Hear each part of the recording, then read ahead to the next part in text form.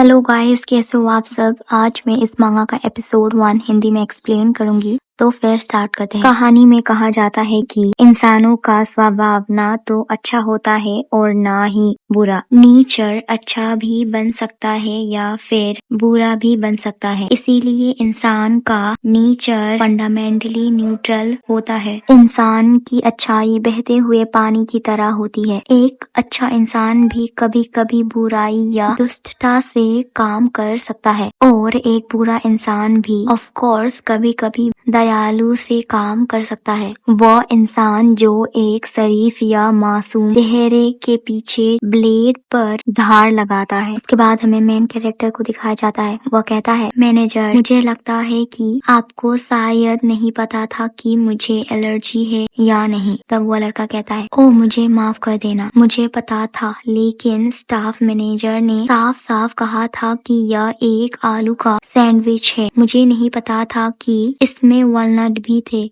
मैं जल्द ही कुछ और लेकर वापस आता हूँ। तब मेन कैरेक्टर कहता है, डायरेक्टर तुम्हें ढूंढ रहे थे, क्या तुम्हारे पास अभी जाने का समय है? तब उसका मैनेजर कहता है, तो फिर मैं जाकर डायरेक्टर से बात करता हूँ और तुरंत वापस आता हूँ। जो ब्लैक कलर का सूट में लड़का है वह सेकंड मेन लीड। वह उन्हें देखकर सोचता है, क्या तुम वही इंसान नहीं थे जिसने डटे रहने की जिद की थी, यहाँ तक कि लंच बॉक्स लेने से भी मना कर दिया था। शूटिंग की जगह पहाड़ों के बीच में है जहाँ आसपास कोई भी नहीं है। वह जानता है कि वह इंसान सिर्फ उसके लिए इसे खरीदने के लिए इतनी दूर शहर तक गया था। तब मेन कैरेक्टर कहता है, भूल जाओ इसे, एक वक्त का खाना न खाने से मैं मर नहीं जाऊंगा। तब उसका मैनेजर कहता है, नहीं, पर फिर भी अगर तुम्हें भूख लगी है तो तुम्हें कुछ खा लेनी चाहिए। तब मेन कैरेक्टर कहता है, मैंने कहा ना मैं ठीक हूँ, बस सीईओ को फोन करो और उनसे कहो कि मेरे डिनर का टाइम थोड़ा पहले कर दे।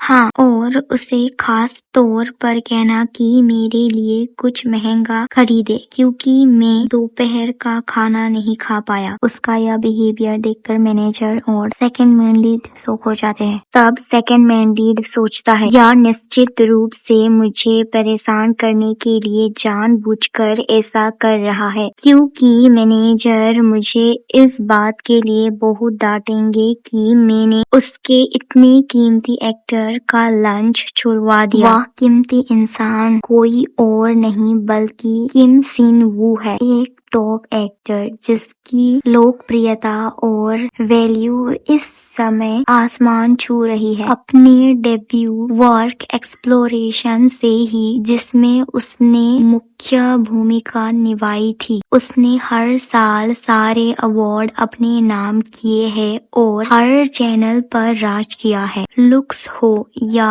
एक्टिंग, उसके पास सब कुछ है। हर कोई उसे लेकर बेहद जुनूनी है अपने फेमस और अपराइट करियर की वजह से। हालांकि उसका बॉडीगार्ड बनने और लगभग 1 महीना तक उसके करीब से देखने के बाद मुझे एहसास हुआ कि अपनी वेल नोन जेंटल इमेज के बिल्कुल उलट उसके अंदर गहरी दुष्टता या डार्क इंस्टिंक्ट छुपी हुई है। फॉर एग्जाम्पल, अगर कोई करीब से देखे तो कोई भी समझ सकता है कि वह अपने मैनेजर हान जियोंग वून को कितना नफरत करता है। अगर जियोंग वून के बारे में सोचा जाए, जो अपने तीसरे साल में होने के बाद भी फ्रिक्वेंटली गलतियां करता रहता है, तो यह सब अंडरस्टैंडेबल है। सबसे जरूरी बात यह है कि उसे नफरत करने के बावजूद वह उसे नौकरी से निकालता नहीं है। बिल्कुल आज की तरह वह उसे तरपाने और परेशान करने के हमेशा बारीक और छुपे हुए तरीके ढूंढ निकालता है। क्या इसने मैनेजर को अपने पास सिर्फ परेशान करने के लिए रखा हुआ है या तो किसी सन की जैसा है? और कहता है, नहीं, मैं बस अभी जाकर खुद ही इसे खरीद लाता हूँ। तब मैनेजर कहता है, नहीं जिहान, मैं करूँगा। तब मेन कैरेक्टर कहने लगता है, मिस्टर गोंग जिहान, कौन जानता है कि अगर तुम अपनी जगह छोड़कर गए तो कहाँ से कोई स्टोकर निकल कर आ जाए। तब मैनेजर भी हाँ कहता है और मेन कैरेक्टर कहने लगता है, हाँ मैंने कोई बॉडीगार्ड इसीलिए हायर नहीं किया है कि वह बाहर भागकर मेरे लिए सैंडविच खरीद कर लाए। यह सब सुनकर वह गुस्सा होने लगता है और जब वह मैनेजर को देखता है तो वह कह रहा होता है कि कुछ मत करना। उसे देखकर रिलीफ होके कहता है, डैम इट, तो फिर मैं यहीं रहूंगा। तब वो एक्टर कहता है, बढ़िया, बहुत ही समझदारी भरा फैसला था। और कोई कहता है, एक्टर हम शूटिंग के लिए जा रहे हैं। तब मैन कैरेक्टर कहता है, ऐसा लग रहा है कि अब मुझे जाना होगा। खैर तो फिर मिस्टर गांग जिहान, मैं आज फिर तुम्हारे ही भरोसे हूँ। और वह ना चाहते हुए भी जी कहना पड़ता है। और दूसरे सीन पर मैनेजर उनके लिए चाय ला रहा होता है। उसके बाद दूसरा सीन दिखाया जाता है जहाँ पर उसे दौड़ते हुए दिखाया जाता है और वो कहता है, बचपन से ही मुझे अपनी पूरी एनर्जी खत्म करने के बाद अपनी शरीर का इस्तेमाल करना बहुत पसंद है। सीधे शब्दों में कहूँ तो मुझे वह रिफ्रेशिंग कर देने वाला एहसास पसंद है। इस आदत और अपने पीयर से हमेशा कहीं ज्यादा साइकिक या फिर स्ट्रेंथ होने की वजह से मैंने हर मुमकिन खेल में हाथ आजमाई और बिना किसी झिझक के मैंने पुलिस और सिक्योरिटी डिपार्टमेंट में एंटर ले लिया। मैंने बिना किसी परेशानी के अपनी मिलिट्री सर्विस भी कंप्लीट कर ली थी। फिर भी मेरी इस सीधी साधी जिंदगी के रास्ते में जो चीज हमेशा ब्लॉक करती रही वह थी इस जिंदगी में मौजूद अनगिनत बेतुकी और अजीब परिस्थितियाँ। मुझे लगता था कि एक बार जब मैं ग्रेजुएशन होकर इस सोसाइटी में कदम रखूंगा तो मैं इन सब चीजों से भाग पाऊंगा, लेकिन मेरी पहली कंपनी में और यहाँ तक कि सड़कों से गुजरते हुए दिखने वाले नजारों में भी वह बेतुकाना हर जगह मौजूद था। और यह ठीक उसी वक्त की बात है जब मैंने उसके बारे में सुना, जब मैं जिंदगी के इस कहीं न खत्म होने वाले अन्याय और बेतुकेपन से बिल्कुल तंग आ चुका था। तब जियोंग वॉन जो मैनेजर था वह मेरी जिंदगी में आया और वहाँ पर जियोंग वॉन का मैसेज आया होता है कि जी हाँ, क्या हम मिल सकते हैं। उसके दूसरे सीन में जियोंग वॉन कहता है, तो यह काम करोगे ना, है ना? तुम्हारे पास ताइक्वांडो और जूडो में ब्लैक बेल्ट है, तुम सब कुछ कर सकते हो तो, और तुम लंबे हो और लड़ने में माहिर हो, तुमसे बेहतर इस काम के लिए कोई हो ही नहीं सकता। तब मेन कैरेक्टर सोचता है, मैं खामखा इतना एक्साइटेड हो गया था, यह तो सिर्फ एक जॉब ऑफर था। और जोंग होन कहने लगता है, फिर भी मैंने सीईओ के सामने खुद को बहुत अच्छे से पेश किया क्योंकि मुझे लगा कि यह तुम्हारे लिए भी एक बहुत अच्छा अपॉर्चुनिटी हो सकता है। और मेन कैरेक्टर सोचने लगता है, उससे भी ज्यादा मुझे यह तो पता था कि वह जिस सेलिब्रिटी को मैनेज कर रहा है वह बहुत जिद्दी रहता है, पर मुझे यह अंदाजा नहीं था कि वह किम सिंग-वू का मैनेजर है। मैं जोंग-वू को हाई स्कूल से जानता हूँ। मुझे आज भी वह दिन याद है जब हम पहली बार मिले थे एक गली में, जहाँ मैं वहाँ बिल्ली को ढूंढने गया था जिसे मैं अक्सर चुपके से स्नैक खिलाया करता था। तब मैंने देखा कि कुछ आवारा गुंडे उसे पीट रहे हैं। उसका वह सोरोफुल रोता हुआ चेहरा देखकर उससे पहले कि मैं कुछ समझ पाता मेरे पैर अपने आप उसकी तरफ मूव करने लगे और पूछता है, क्या तुम ठीक हो? तब वह कहता है, थैंक यू करके वह हक कर लेता है और मन में सोचता है, वो दिन था जब मेरे उस लंबे मुश्किल और अधूरे प्यार की शुरुआत हुई थी। और प्रेजेंट में वही बातों को सोच के कहता है, बेशक मुझे इस बात का एहसास बहुत बाद में हुआ, लेकिन तब तक उसकी एक गर्लफ्रेंड बन चुकी थी, इसीलिए मुझे कभी अपने प्यार का कन्फेशन करने का मौका ही नहीं मिला। तब वह मैनेजर कहता है, 1 महीने पहले हुए उस स्टोकर के चाकूबाजी वाले हादसे की वजह से